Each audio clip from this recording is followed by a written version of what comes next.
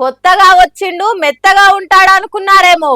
Telangana BJP అధ్యక్షుడు సౌమ్యుడు కావచ్చు గాని యుద్ధానికి దిగితే విరోచితంగా పోరాటం చేస్తాడు అన్నట్టు చెప్పిండు కదా బీజేపీ పార్టీ పగ్గాలు పట్టిన రోజున రామచంద్రరావు.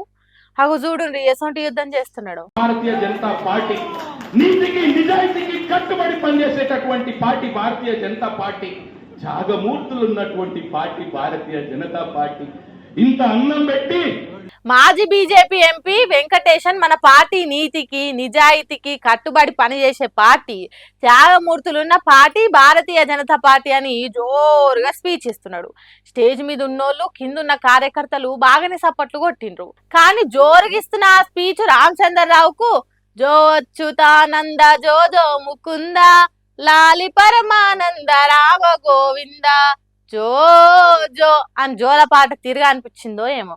హాయిగా నిద్రపోతున్నాడు. గాఢ నిద్రలకు జారి గురక పెట్టిండు. తన పక్కకున్న బీజేపీ లీడర్ గట్టిగా సప్పట్లు కొట్టినా కూడా లేస్తలేడు.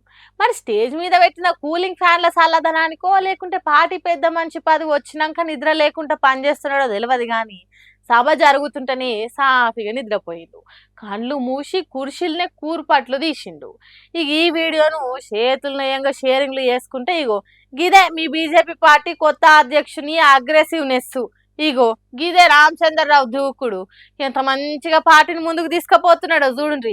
అబ్బాబ్బాబ్బా ఏమా స్పీడ్ గా నడిపిస్తున్నాడు పార్టీని అని కామెంట్లు పెడుతున్నారట.